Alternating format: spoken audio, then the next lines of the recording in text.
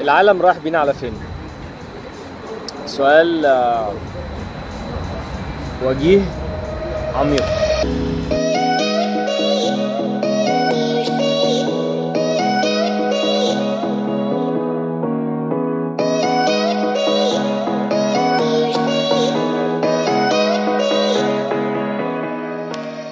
دلوقتي فقرة الرياضة. أنا عادة الصبح بنزل ألعب من 20 ل 30 دقيقة. حبيت أخدكم معايا في اللقطة دي.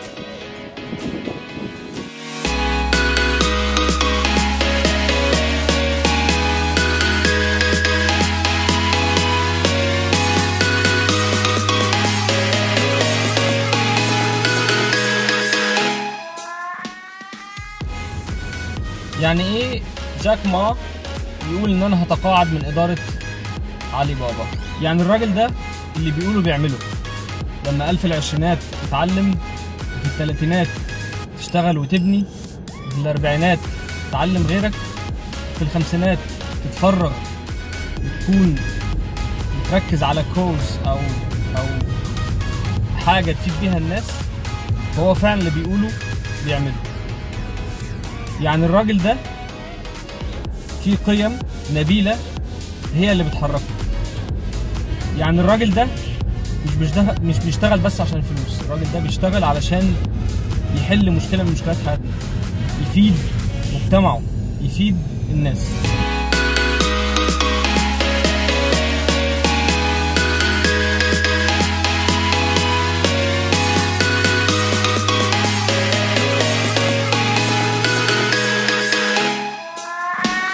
الحقيقة رحت اجتماع كان very productive مع حد عنده idea very creative.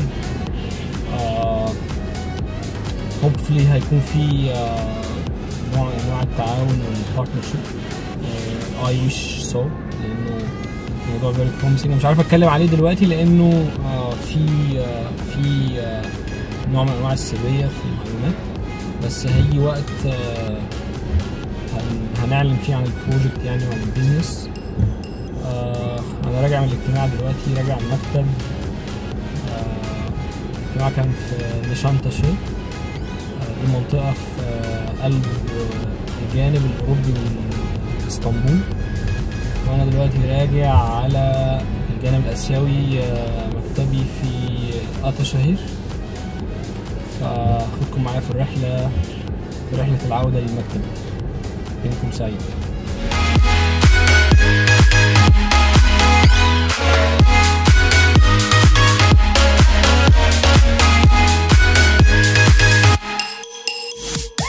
ما شافش الفاينانشال سنتر قبل كده او ما سمعش عنه يا جماعه، ده اللي على الشمال، المباني اللي كلها لسه بتتبني دي، هو اسطنبول انترناشونال فاينانشال سنتر. ده المركز المالي الدولي الجديد لاسطنبول اللي هيتنقل فيه البنك المركزي، الفرع الرئيسي بتاع كل البنوك الحكومية، مجلس سوق المال، أغلب الشركات الكبيرة في مجال الفاينانس هيجوا هنا وينقلوا المقرات بتاعتهم هنا. فآتاشهير دلوقتي تعتبر من المناطق اللي معمول لها بوزيشننج از إنها منطقة مالية، وفيها هيكون فيها مركز البيزنس والفاينانس الجديد بتاع اسطنبول.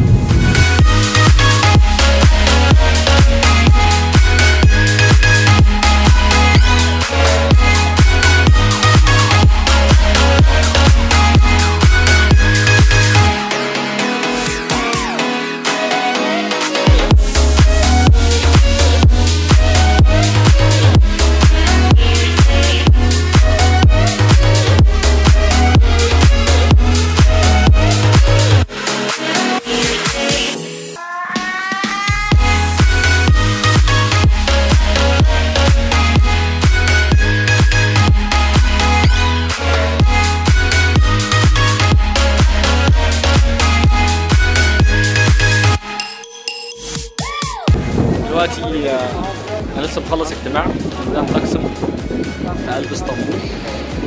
واعمل تيست للكاميرا. حبيت اخدكم معايا في جوله في ميدان تقسم.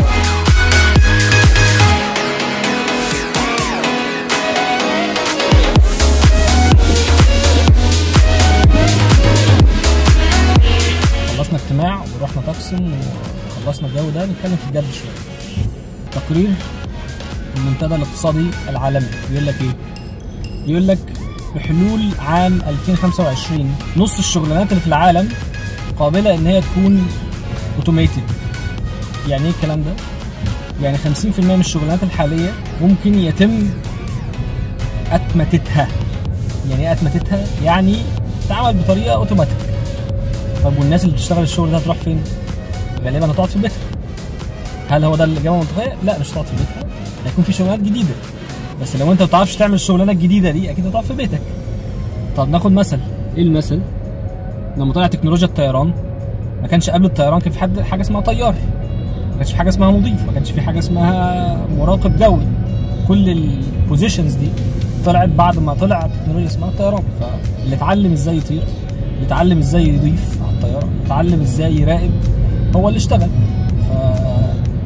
في وضعنا الحالي طلع تكنولوجيا دي اسمها الدرون، الطيارات الصغيره بتطير، فطلع حاجه اسمها درون اوبريتور اللي بيعرف طيران. وطلع دلوقتي الشركات بتتحكم في الدرون لو دخلت في منطقه محظوره او دخلت ان هي تعدى على خصوصيات الناس مثلا. فدلوقتي يطلع شركات سوفت وير ازاي تتحكم في الدرون وان هي ما تخليهاش تخش في منطقه انت مش عايزها تخش فيها. فده فتح مجال جديد، شغل جديد، بوزيشنز جديده. فالخلاصه ان نص الناس دي لو ما اتعلمتش ايه الجديد وايه اللي محتاجه الجديد غالبا هتقعد في بيتها. طيب ده هيجيبنا لفين بقى؟ للنقطه بتاعت جاك ما. فاكرين جاك ما لما احنا اتكلمنا كده من هنرجع بقى لجاك ما دلوقتي. طبعا لجاك ما هنتعلم منه ايه بقى؟ جاك ما في اخر تصريح ليه قال بعد ما اشتغلت في الجامعه 5 سنين في مجال التعليم، وبعد كده سبت التعليم ورحت اشتغل في البيزنس عشان اكون مور براكتيكال واتعلم خبره عمليه، وعملت شركه يعني اسمها علي بابا. فانا عايز ارجع تاني للتعليم، بس المره دي انا مش عايز ارجع لتعليم الجامعه، انا عايز ارجع لتعليم الاطفال. طيب هتعلم الاطفال ايه يا سيد جاك ما؟ انا عايز اعلمهم الحاجات اللي الارتفيشال انتليجنس، الذكاء الاصطناعي والروبوتات مش هتعرف تعملها. زي ايه طيب؟ زي القيم النبيله، الفاليوز، زي الاندبندنت ثينكينج، زي الكرييتيف ثينكينج، زي ازاي الارتس، وان يبقى عندك ايموشنز، الحاجات الروبوتات مش هتعرف تعملها. فهو بيقول انه اي حاجه الروبوت بيعرف يعملها ما تخش في منافسه معاه لان هو يتفوق عليها، وركز وخلي تركيزك لتعليم اولادك على الحاجات اللي احنا هنعرف نعملها ونعرف نتفوق فيها. ده الخلاصه. ارجو انكم تركزوا على النقطه دي كويس جدا، واشوفكم في الحلقه الجايه.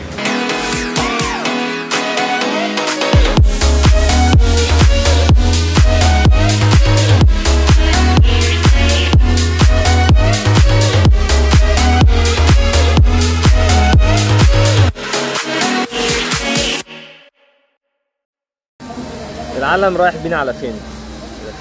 في نقطة خضراء كده شايفها في الشاشة. راح رجعت تاني. السؤال والعالم رايح بينا على فين؟ سؤال عميق وجيه.